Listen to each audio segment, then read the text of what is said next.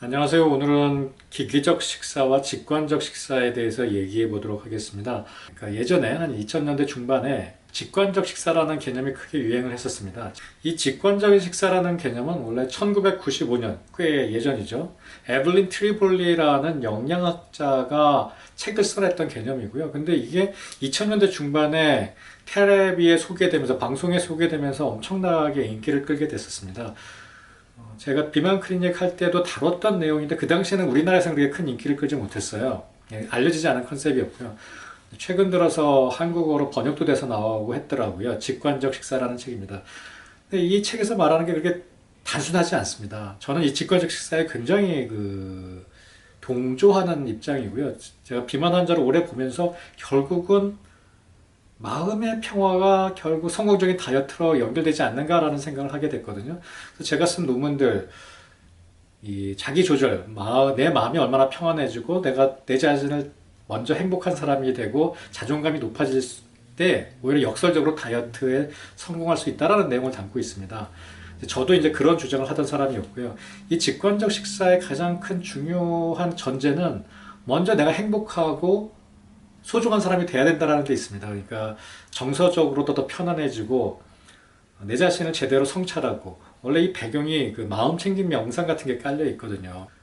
근데 우리가 현대인들 그럴 수 없잖아요. 내 마음이 평안한 게 문제가 아니라 오히려 막 정말 짜증나고 그럴 때마다 엄청나게 먹게 되고, 무료함을 또 먹는 것으로 또 달래고, 또 어떨 때는 사회적 친구 간 관계, 어떤 뭐 사회생활을 하면서 어쩔 수 없이 먹게 되는 경우가 굉장히 많거든요. 직관적 식사가 사실 좋다는 건 아는데 현실적으로 적용하기 어려운 부분이 많습니다.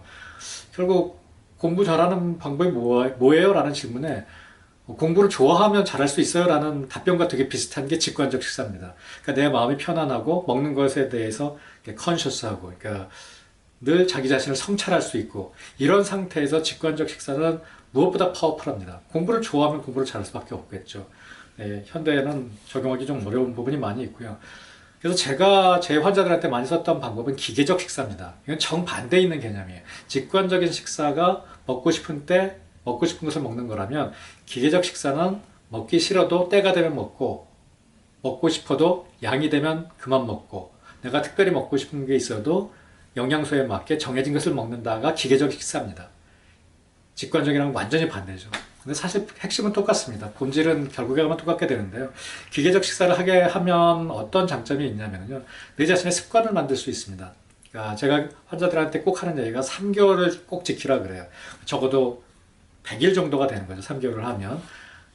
시간을 일단 정해 놓습니다. 하루에 4번이 적당한 사람도 있고, 어떤 사람은 5번이 적당한 사람도 있고, 어떤 사람은 3번이 적당한 사람도 있습니다.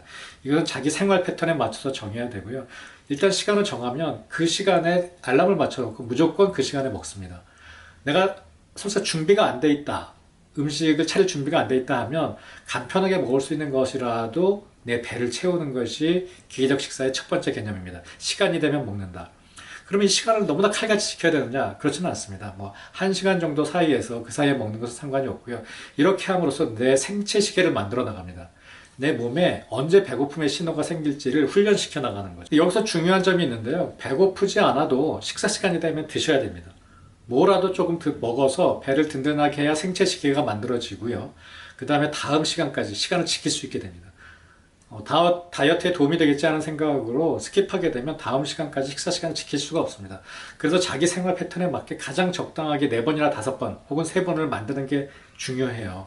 왜냐면 어떤 사람은 야식을 꼭 해야 되는 사람도 있거든요. 근데 무리하게 난 6시 이후에 안 먹겠어 라는 다짐은 한두 달밖에 잘 가지 못해요. 이게 3개월 동안 꾸준히 할 수가 없어요. 자기 생활 패턴에 식사 시간을 만들어서 배고프지 않아도 꼭 드셔야 됩니다. 두 번째는 반대로 배부르지 않아도 정해진 양이 되면 그만 먹는다가 원칙입니다.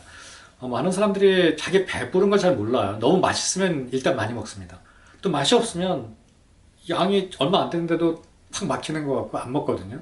그러다 또 금방 한두 시간 지나서 배고파서 또 먹고요. 이제 그런 사이클을 깨기 위해서 적정한 양을 먹는 습관을 들여야 됩니다.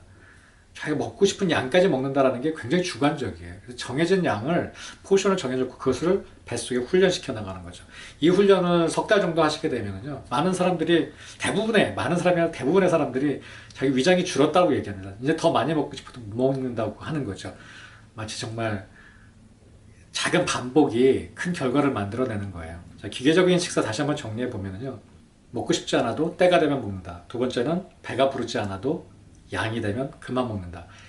이 간단한 법칙을 3개월을 내내 하셔야 됩니다. 3개월을 내내.